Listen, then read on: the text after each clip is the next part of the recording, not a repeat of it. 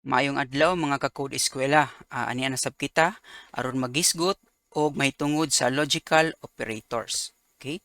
Unsa kining logical operators? Kaning logical operators, magamit nimo ni siya nga mga operators kung gusto nimo mag-evaluate sa logic sa mga values nimo. Unsa kadtong mga logic, either ang result niya is true or false or boolean nga type.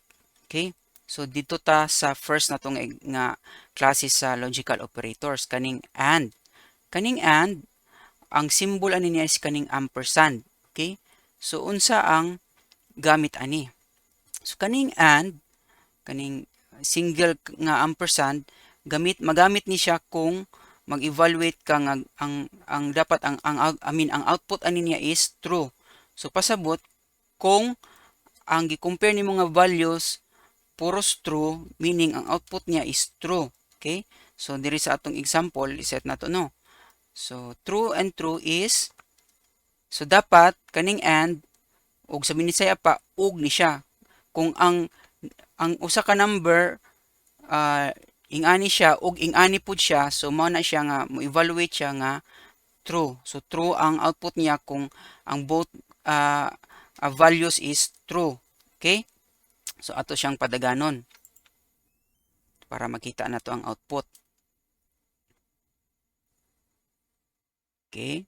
So nakita niyo sa output no nga true and true is true, meaning true ug true. So dapat ang mga values nga imuhang gibutang sa o gigamitan ani nga logical operator dapat mo output siya or mo return siya og true para ang tibuok nga expression nimo mo evaluate siya as true.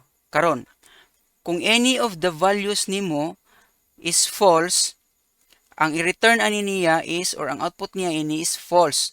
So maskin sa first value false or ang second value niya may mo na siyang false, automatic ang result niya ani is false. Okay? So try na to, no. Tata sa start.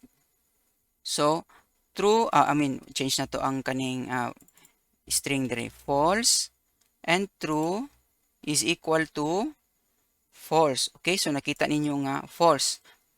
Ang usa lang ka characteristic aning and nga operator is kung method call ni siya, for example, natay example diri nga method sa baba no kaning right hand nga mo return siya og false. So naa siya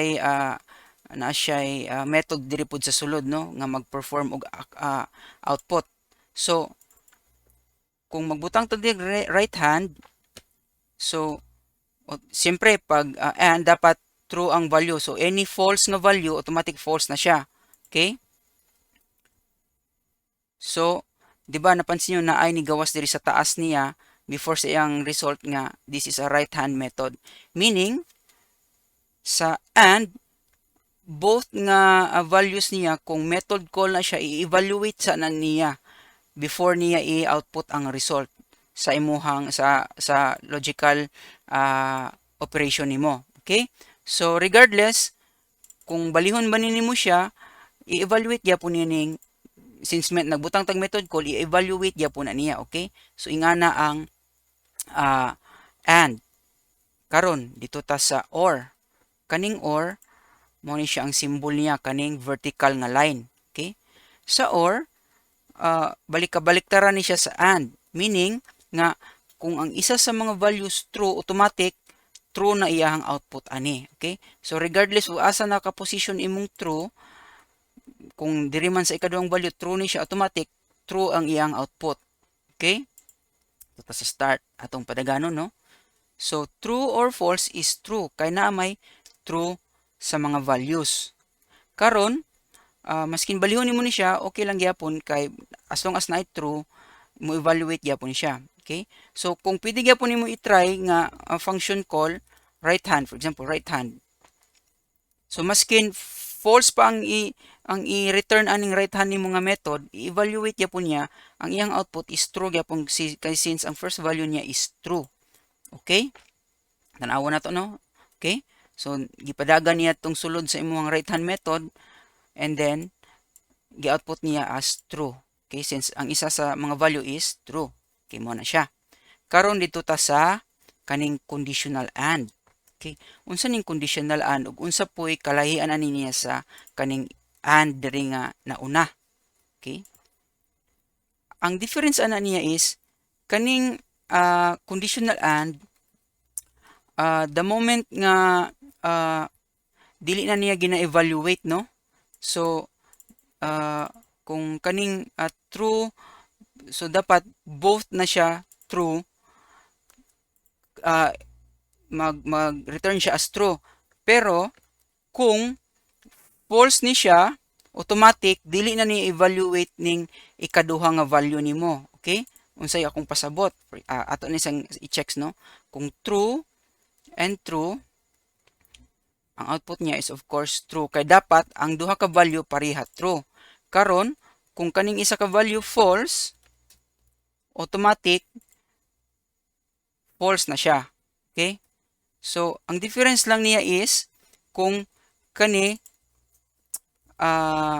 right hand ni siya, no? Method call na siya niya diri sa pikas false. Okay, so atong pataganon kung say output.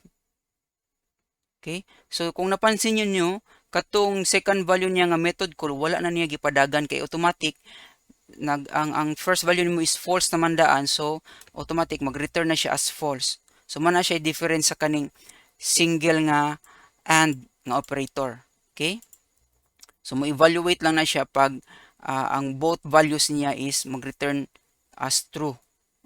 Okay, ang sunod is kaning conditional or. Almost the same lang siya nga idea sa kaning or diri sa nauna nga or, pero dili na niya gina-evaluate ang method calls nimo. Okay, kung ang first value niya is true na daan. Okay, so in this case true or false, automatic true na siya. Okay, so kung i-replace na to ni siya as method call, diba? So ato sang isulod dali para maklaro na to. Right hand, so atong i-check ha. So para na to. Okay, so nakita niyo nga since ang first value is true naman, automatic gi-return na to niya. Wala na niya gibasa pa ang or gipadagan tong right hand nga method. So mo na siya ang difference aning conditional or sa kaning single or. Okay, mo na siya. Karon dito ta sa sunod kaning not.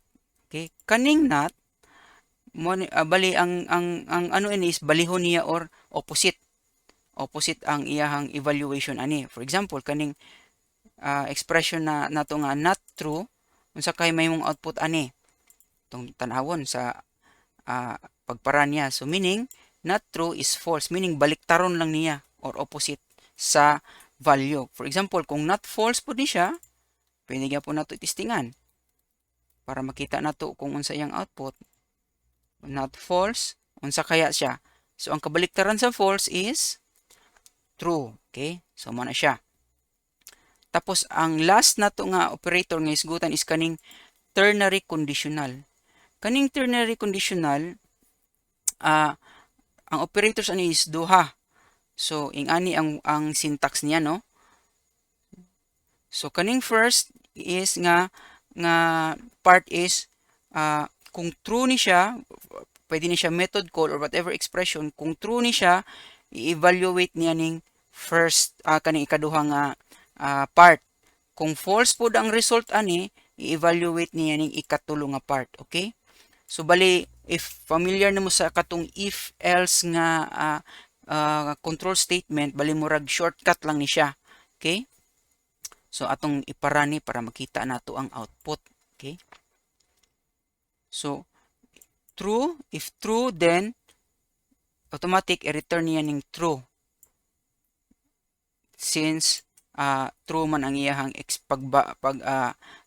evaluate aning expression diri sa pinaka first part niya. Okay, so maklaro lang nato na siya pag magbuhat tag mga example sa atong mga sunod nga mga lessons nga especially katong maghisgot nata atong mga control statements. Okay, so subaybay lang atong channel, uban nilang kunin nyo ug magtuon ta og mga coding lessons diri lang sa Code Eskwela.